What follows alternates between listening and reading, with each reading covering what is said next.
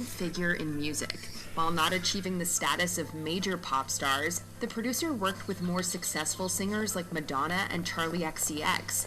In 2021, at just 34, Sophie died after falling from a balcony in what was determined to be an accident. In the end, Sophie's bravery in embracing a true identity made for an incredibly influential legacy. Florence Ballard. As one of the original members of the Supremes, singer Florence Ballard achieved massive success in one of Motown's biggest acts.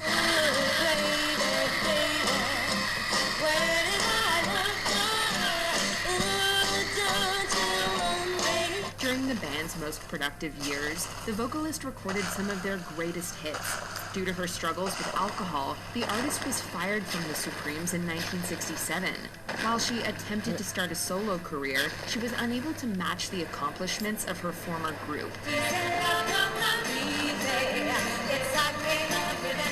During the 1970s, the performer fell on hard times and stopped singing for a short time. At the young age of 32, her life was cut short when she died of a sudden heart attack. Living on through her contributions to Motown, Ballard also served as the basis for the character Effie White in Dreamgirls.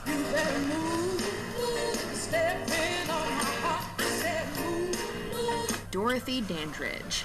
Born in Cleveland, Dorothy Dandridge was destined for greatness from a young age. As a singer, she first made a name for herself in groups such as the Dandridge Sisters. Performing around the country, the artist honed her craft at iconic places like the Cotton Club. As an actor, she appeared in Porgy and Bess and received an Oscar nomination for her role in Carmen Jones. And he don't do what you want him to. Nobody's angel child. Despite this success, she dealt with financial issues and dwindling film opportunities. Dandridge returned to her roots on the stage, singing as she juggled personal and monetary setbacks. I can only give you country walks in springtime. At the age of 42, she died from an overdose. Through Halle Berry's portrayal of her in introducing Dorothy Dandridge, people were reintroduced to the artist's one-of-a-kind talents. I've got rhythm, I've got music, I got my man who could ask for anything more. Dinah Washington. Known as the Queen of the Blues, Dinah Washington was one of the premier singers of the 1950s. From her start as a teenager, the performer built up her singing ability as a club act in the 1940s. In 1959, she won a Grammy for one of her most unforgettable recordings, What a Difference a Day Makes. Lord, what a difference a day makes. At the age of 39, Washington died of a barbiturate overdose. Her many indelible performances created a legend around her name, with a classy delivery that set her apart. With her mastery of jazz, blues, and R&B, the vocalist became a 1993 inductee into the Rock and Roll Hall of Fame. Meeting you was a happy accident. Simone Battle. While Simone Battle tried her hand at show business before X Factor, it was the singing competition that made her a star. Her 2011 audition on the program brought her to a much larger stage, landing her a spot in the girl group GRL. Maybe I'm just crazy. Maybe I'm a fool. Maybe I don't know how to love, but maybe I do. All of her early acting gigs and music video work prepared her for the big time, including a successful collaboration with Pitbull. With 2 years in the group, the performer was well on her way to even larger musical achievements. All right, Shocking go. the world, the singer took her own life in 2014. Through heartfelt tributes, her bandmates and admirers carried on her legacy and showed that she would never be forgotten. Mary Wells.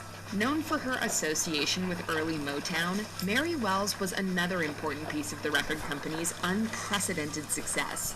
As a teenager, Wells was one of the first female artists to have a successful single with the Detroit label.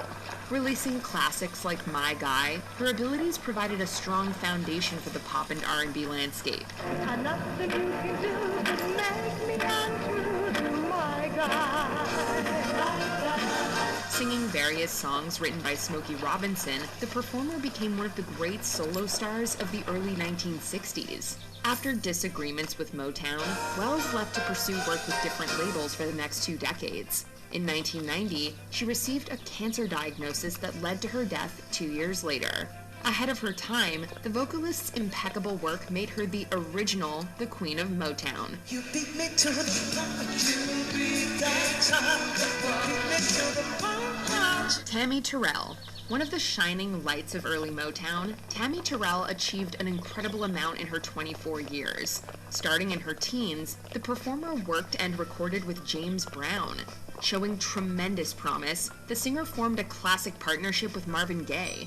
The friends recorded Ain't No Mountain High Enough and You're All I Need to Get By, which became two all-time classics. You're all I need to get by. After fainting in 1967, the artist found out she had a malignant brain tumor. Less than 3 years later, Terrell succumbed to her illness. In her brief career, she managed to put an indelible mark on popular music.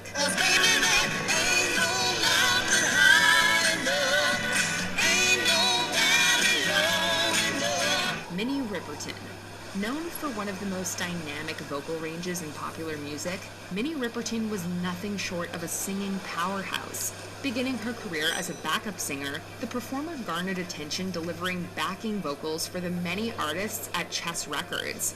Captured in songs such as her magnum opus Lovin' You, her enviable register was unmatched during her initial reign. Loving you is easy 'cause you're beautiful.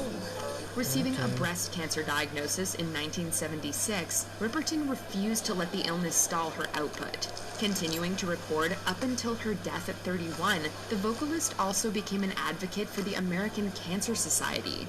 Leaving behind a host of admirable work in and out of the industry, she was a true role model for future entertainers.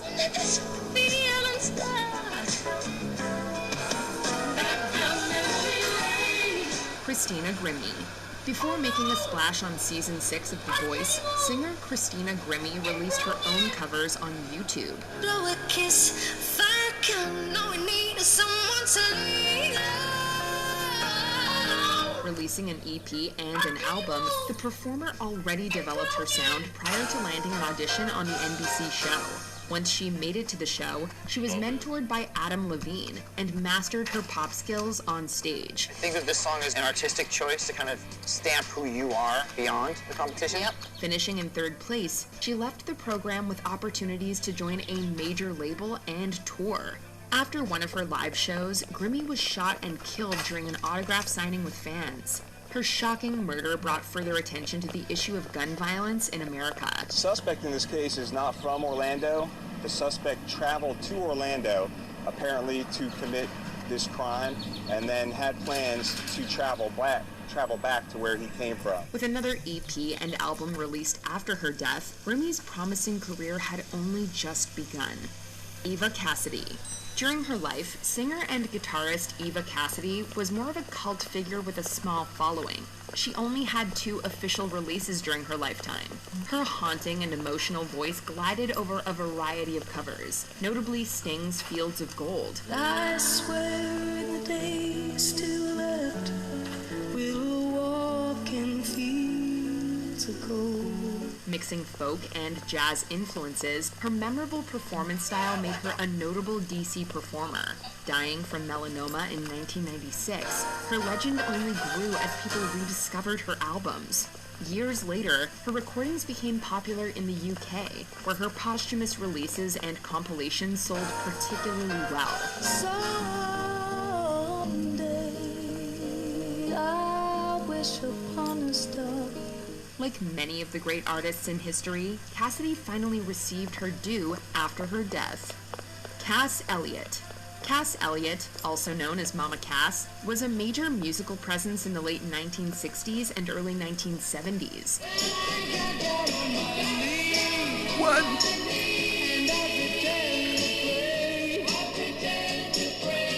One of the members of the Mamas and the Papas, the singer had the most commanding vocals in the entire group.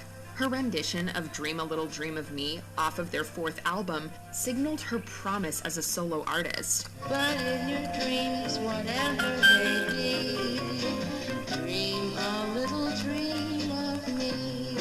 With her variety specials and other media appearances, the vocalist